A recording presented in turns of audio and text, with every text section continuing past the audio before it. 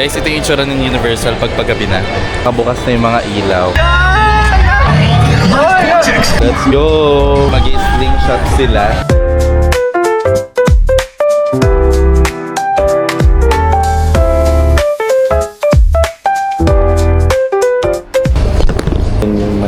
And kung nagtataka kayo bakit nandito pa rin kami sa airport, it's because we missed our flight.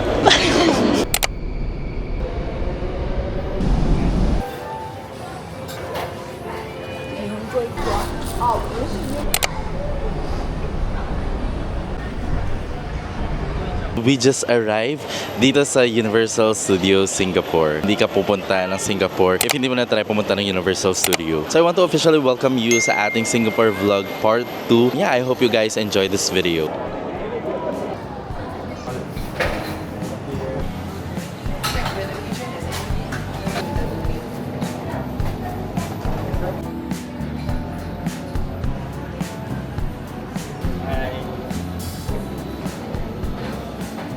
Anyong, nandito tayo ngayon sa The Coach Coffee. Yung in-order ko is mocha. So, lagi namang mocha yung in-order ko. Actually, ang sarap niya. Gusto ko sana na medyo mas i-enjoy. Pero, yun nga, mag-oceanarium pa pala kami. Ayan, yung mga pumapasok papunta ng Universal Studios. So, yun lang. Enjoy muna natin yung coffee natin.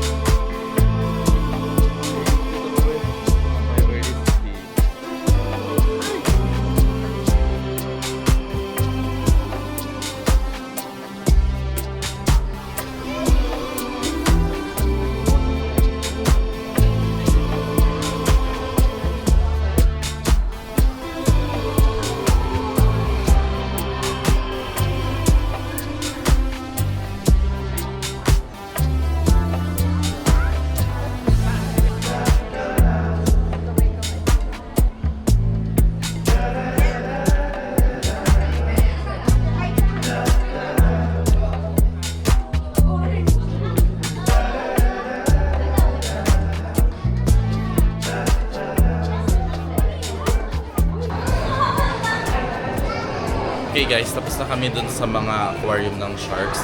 So nandito naman tayo ngayon sa another part of Oceanarium. So mga school of fishes.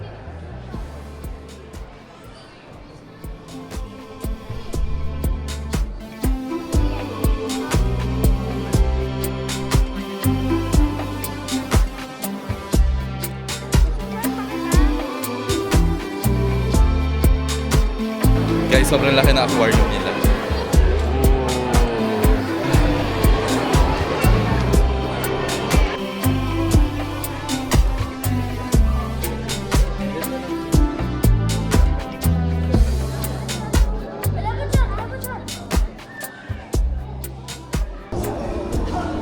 Anyong, kakatapos lang namin na mag-oceanarium. So, parang umahot din kami siguro ng mga almost parang 2 hours, no? Ganun din katagal. So, we really took our time. Medyo binilisan namin, pero still, parang kung ano yung mga magaganda, like yung mga pating, ganyan, tsaka yung mga malalaki aquarium, doon kami medyo mas nagtagal. Pero yun, time check, it's already 2 p.m. And ngayon pa lang kami pupunta sa Universal Studio. So, nandyan lang siya sa harap lang din. So, parang nasa isang, kumbaga, malaking compound lang yung Oceanarium, yung Universal Studio. Ayan, so lakad lang tayo kasi imimit din natin yung mga kasama natin kahapon. Okay, so ang kukunin natin is itong iced tea and itong onigiri.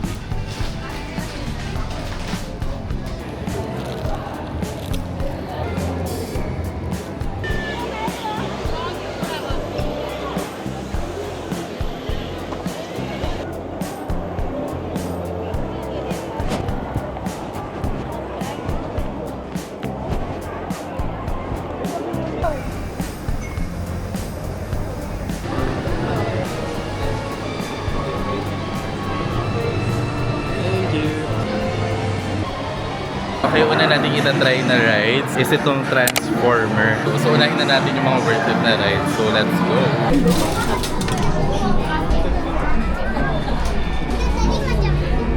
Hey guys, after more than 30 minutes ng pagpipila, nandito na kami sa harap ng Transformer. So, ito yung first ride na itatry namin. So, let's see. Step down, hi. Step down, please. Now, put on your glasses. You guys are my nephew. It's Ravage! He's after the All-Star! Autobots, roll!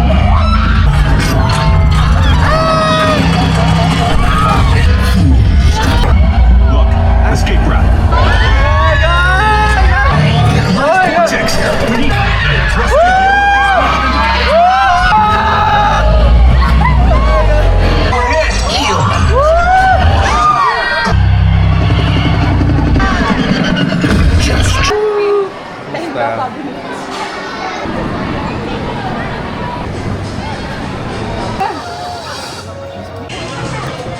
Maganda talaga din sa Mommy, no? May mga paapoy, may mainit, ganyan and all. Tapos intense din talaga as expected. Pero yun nga lang, ang bilis. Parang feel ko wala pang mga less than 5 minutes pa lang tapos na siya. Parang kung kailan nakukuha pa lang yung takot mo at saka yung hype mo, doon pa lang. Pero yun, nandito kami para manood ng show, para siyang Shrek. I think ongoing na siya. Okay, let's go! Parang nata matutulog.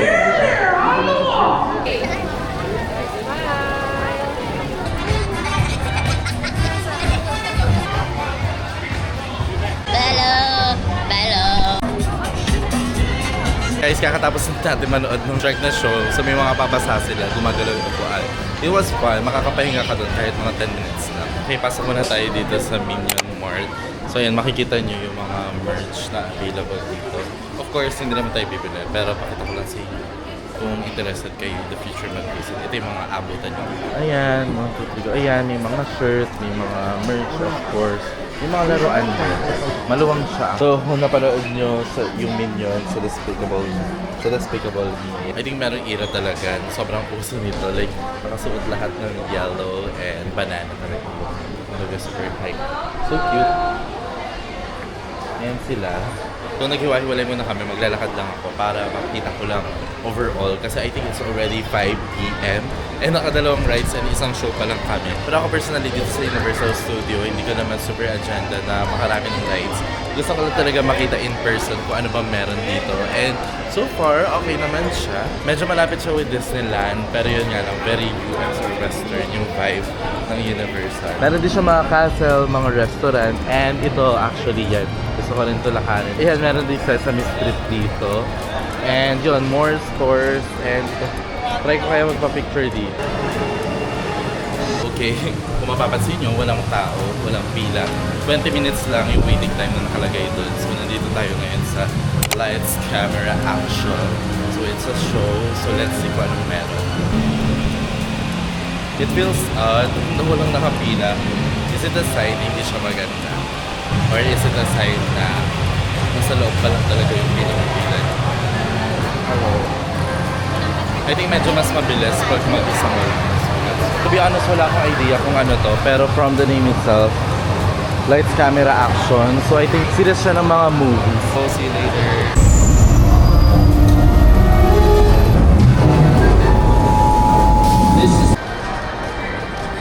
Guys, ito yung itsura ng Universal pag paggabi na. Ay, makikita nyo, nakabukas na yung mga ilaw. Kanina hindi pa. Pero ayan, ang ganda ng mga itsura nila, mga LED lights. May mga signages nila. Ang difference lang here is 7 p.m. pa lang. Pero halos sarado na yung mga rides, hindi na pwedeng i-try. So more likely nakikita nyo halos naglalakad na rin sila palabas ng Universal Studios. So baka kami din is lalabas na. Bye!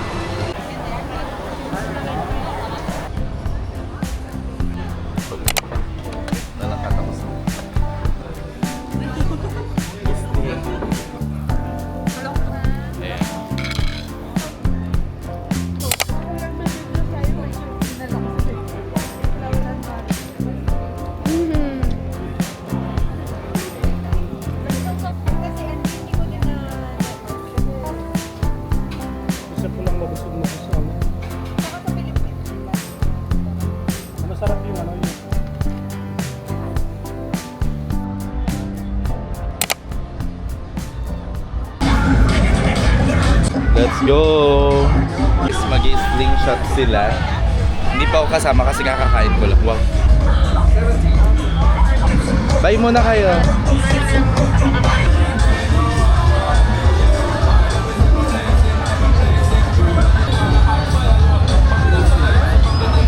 Hello! Upo kayo.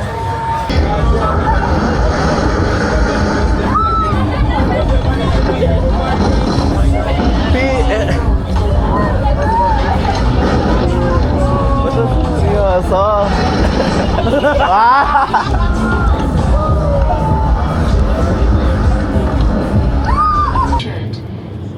Change at Good morning, another day, another vlog. So this is our last day here in Singapore. Mamaya na yung flight natin back to Manila.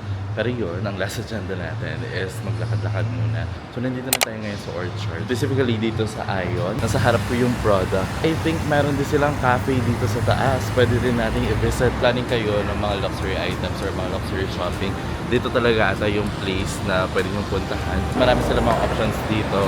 So siguro since dito rin naman ako sasakay, papunta ng airport. So mamaya na natin puntahan yung product. Pero meron akong gusto na puntahan na cafe, which is The Alchemist. Dito rin sa other side, makikita nyo yung Lucky Plaza. Meron ding mga shopping centers dyan na pwede rin natin i-check. Mabilisan na lang talaga yung magiging lakad ko. Gusto ko lang talaga ma-stroll dito sa Ion. Kasi nga, kumbaga, nadadaanan lang ng bus sa ilang araw ko dito sa Singapore. Pero I haven't really had the time na maglakad-lakad lang dito. So ayan, no, baka familiar din kayo with this brand. Stay in Singapore, sina ate. Baka i-meet ko na lang sila mamaya sa Expo. So yun yung last agenda namin, which is malapit na lang din no, sa airport mamaya. So yun lang, update na lang. And yeah, welcome to day 5. Another day, another vlog.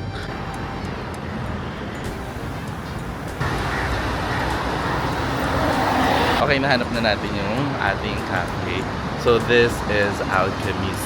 Located siya dito sa Herin. I think Herin Orchard. So ngayon, malapit lang din siya dito sa isa pang mga pupuntahan natin. So ayun yung cafe, super nice, super cozy. Super outdoor lang siya. Coffee muna tayo.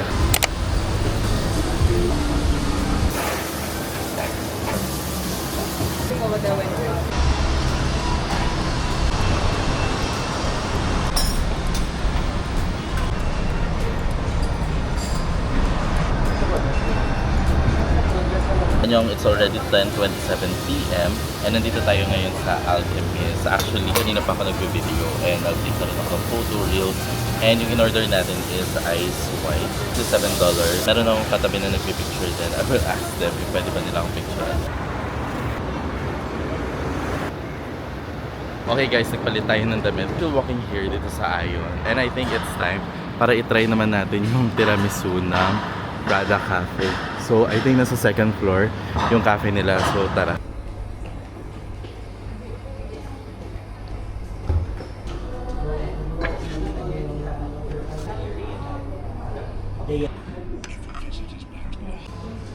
What a better way to end our trip dito sa Singapore. Dito tayo ngayon sa Prada Cafe para i-try ang kanilang famous na tiramisu cake. This is $24 or $28. So, ayan, let's try. Tapos punta na tayo ng airport.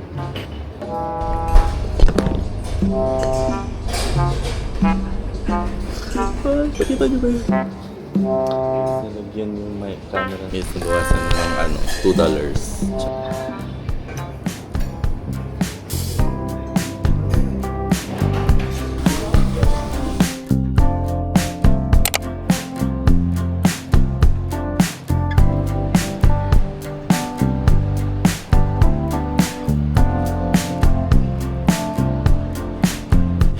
Ganda. Hey guys, nandito tayo ngayon sa Expo. So napadaan tayo dito sa Coach. I'm actually deciding kung ano yung kukunin ko. If ito bang bag na to, this is like a sling bag. Next man nating option is itong shoulder bag. So nice. Actually pwede rin ito gawin na parang sling bag. My only concern with this one is parang hindi ko masyadong feel na silverware. Pero ganito siya pag naka-sling bag.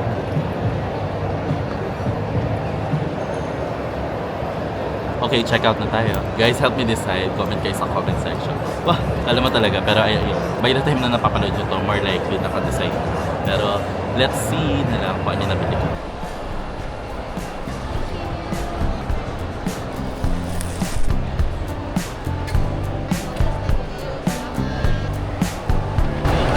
Got the goods, guys. Hey, new bag, new day, new bag. Let's go.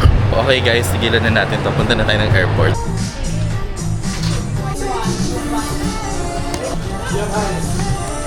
Guys, meron pa tayong last agenda. Nandito tayo ngayon sa Value Dollar. So, bibili lang tayo ng iilan. Siguro mga pasalubong or stock lang din talaga sa condo. Para at least makabili tayo before tayo umalis. Okay, nakabay na kami. Bye-bye. I think legit, papunta na talaga kami ng airport. Kasi anong oras na? 1:30. Hey guys, it's already 1:47 p.m. Ang departure natin is 2:40 and nandito tayo ngayon sa Skytree papunta sa terminal. Yun lang ako pupunta ng airport na 1 hour na lang yung flight. Hindi pa kami nag-check-in, so let's see. Hey guys, it's already 2:48 and yes, yung flight po namin is 2:40 p.m. And kung nagtataka kayo bakit nandito pa rin kami sa airport, it's because we missed our flight. Yes po, we miss our flight. So guys, hindi na namin naabutan yung aming flight. Kailangan pala talaga is 1 hour before departure is dapat naka-check-in na yung baggage namin. So yun siguro yung hindi namin nagawa. Dapat nag-online check-in kami. But of course, as someone who always see the silver lining in every situation, we already rebook our flight. Pero wala nang available na medyo affordable na flight today. So ang flight namin is tomorrow. Pero yung flight namin is hindi siya padiretso to Manila. So for our flight, we are going to